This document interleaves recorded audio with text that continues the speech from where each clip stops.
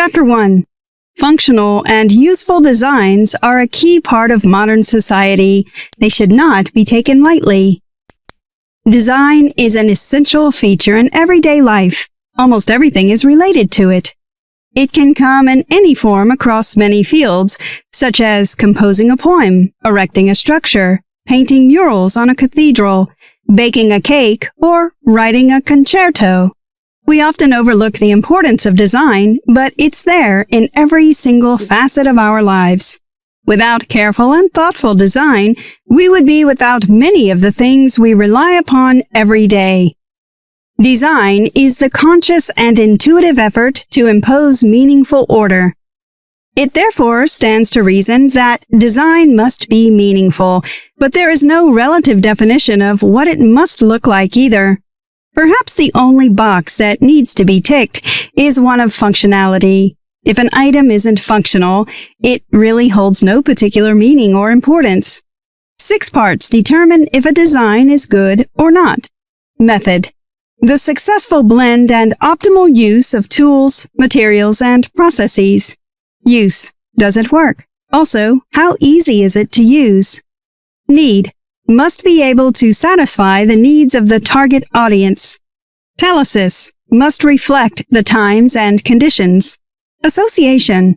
People must be able to associate with design. They must want it and need it. Aesthetics. Of course, it has to appeal to the target audience, and preferably beyond that, too.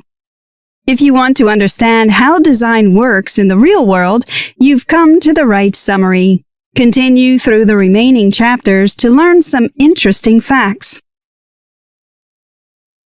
Chapter 2. Simplicity can also cause complexity. A designer must be able to see beyond short-term gains. Society develops at a rapid rate to make design more complex and less predictable. Design is integral to the existence of humans. It now goes beyond a designer's intent and the consumer's needs. Every effort has a massive impact that determines a significant aspect of human life.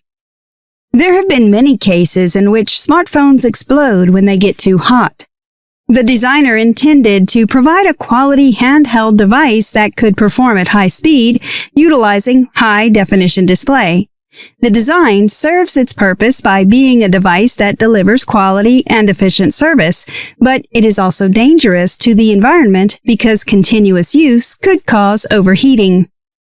Unlike years ago, designers are now faced with several dilemmas in planning, creating, and designing a product.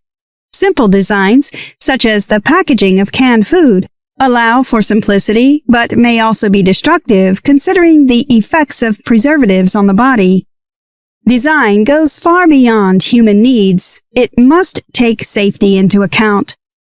Due to these design implications, designers are now expected to be more than designers. They are expected to be therapists, doctors, lawyers, laypeople, etc. Their design is now more than just customer satisfaction. It has become a tool that can make or break life. In addition, competition is tough, meaning designers must always be on their toes to stay ahead of the game. Instead of designing what society needs, designers are focused on a small target audience to bring in huge returns. In the early 90s, designs were solely built for aesthetic and stylish purposes. Take furniture, for example. Despite the high price and lack of comfort, people wanted specific designs because they felt they needed them, befitting their social status. Many of the clothes worn in the 90s were uncomfortable, but because of the elegance and respect attached to them, people wore them with pride. Did you know? The first iPhone was developed in 2007. Since then, it has gone on to sell more than 700 million to date. That's one of the best designs ever created. Chapter 3. Designers should focus more on being meaningful rather than being prolific. The production of meaningless and unnecessary designs has taken over the focus of designers worldwide. Rather than make designs that would be extremely useful to people, designers are now making products that can be discarded easily. These items are for short-term use or pleasure, and they have limited functions. Time spent designing these irrelevant products could have been used to develop things that have value to society. It's very easy to buy into fad items, but these barely have any value to the real world. Sure, they will be popular for a few months at most, but after that, you'll find most of them in the bin. A good example is fidget spinners. These were a few years ago created to help focus the mind and reduce stress, but how many do you see nowadays? Not that many.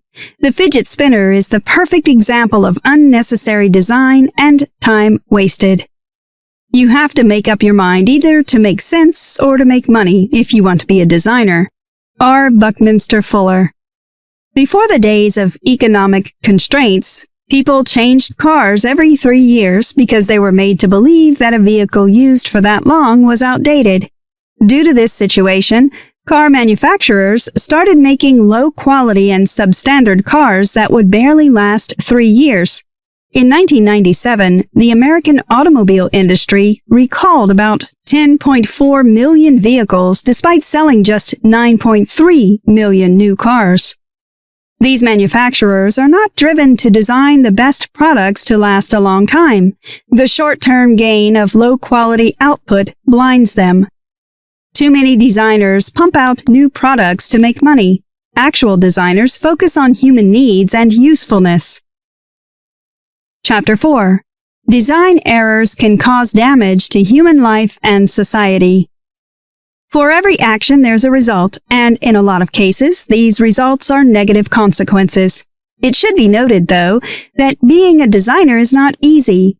Like a surgeon, a designer is allowed no margin for error.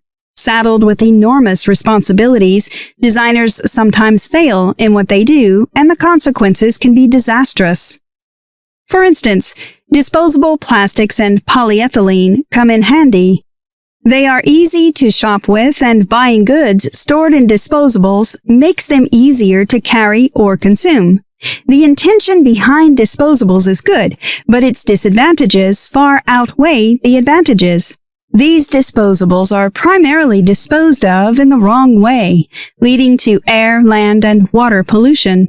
There are billions of plastics at sea, floating and clogging until they pollute the water heavily. Perhaps this is one of the world's biggest design mistakes. The most important things a designer can do are to recognize, isolate, define, and solve problems. Problems arise every day, which is why more designers are needed across the world.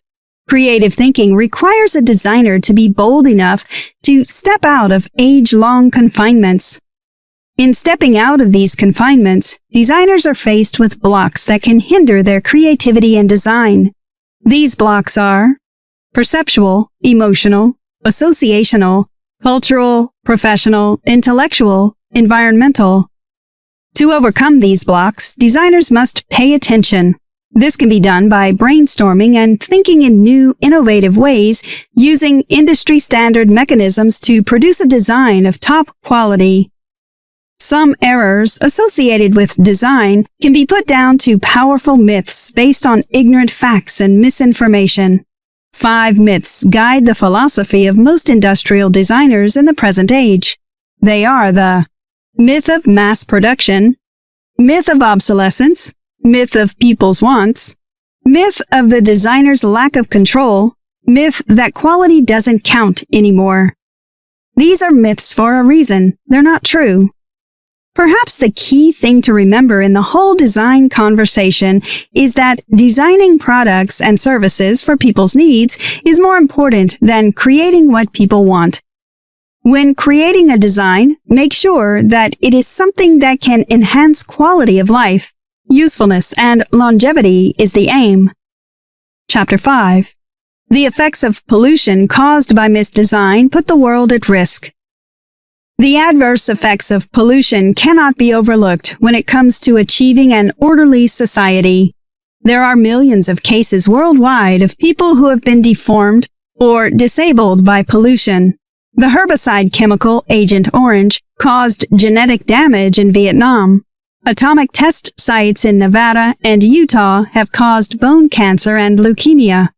Across the world, pollution of all kinds exists, and with each growth comes imminent disasters. Industrial designs are flawed because the designers care more about profit than processes. Pollution goes deeper than disposables or dirty water. It can threaten the whole existence of humanity if care is not taken. Humans have invaded forests and deserts. Deforestation is far outweighing reforestation, and people neglect environmental warnings every day. This could all have hugely damaging effects in the not-too-distant future, perhaps even threatening the existence of humankind. Design is basic to all human activities. The placing and patterning of any act towards a desired goal constitutes a design process. Victor Papanek. About 1% of the world's remaining tropical forests are being destroyed every year.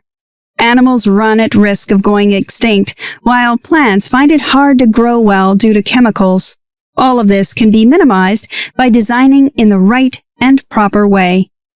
Designers can help contain and prevent these pollutants from causing more harm. For instance, two prevalent designers, John Maurice and James Aronson, created an initiative to transport trees to other countries for planting.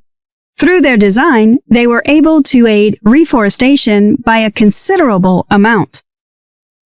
Chapter 6. Integrated designers have the power to change the world as long as their primary focus is not profit-making. Learning should be an experience that brings ecstasy, according to a leading journalist, George B. Leonard. Education for designers is based on learning many things and unlearning others. They should tap into knowledge displayed by the beauty of nature rather than follow orthodox teaching methods. Thinking outside of the box is critical in so many situations. When it comes to design, thinking in creative and innovative ways trumps following the tried and tested routines.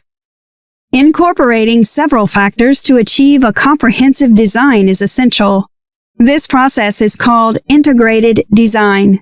With integrated design, designers are made to understand how important it is to bring together various aspects of life for decision-making. These decisions go a long way towards shaping the world now and in the future. For integrated design to be achievable, several schools of thought must be taught to prospective designers. They must know why they should design, when, and the implications on society as a whole. Integrated design follows a fully rounded approach. Designers must understand how a product or service will impact everything and everyone around them. Integrated design requires a team of brilliant minds across various fields. The team's primary focus cannot be profit-making, but ensuring the orderliness and safety of people and society. Their job is to search for problems, isolate them, and then solve them. An integrated design team can be responsible for a massive change in terms of survival. Due to the growing population and the emergence of new technologies, the world now relies on designs to survive more than ever. Automobile companies are focusing more on reliability and durability instead of aesthetics. The explosive change in design ideologies is propelled by the coming together of various professionals across different fields. Designers should study the impact and effect of designs on religion, culture, tradition, and economy. These studies prepare them adequately in making the right decisions about strategy. It is also important to stop making products just for the sake of profit-making.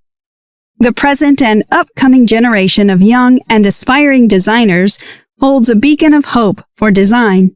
They have learned the impact of design on society, and many are intent on using their techniques to change the world. Design is more than beauty and elegance. It's a way of life that should be studied carefully and thoroughly. Conclusion.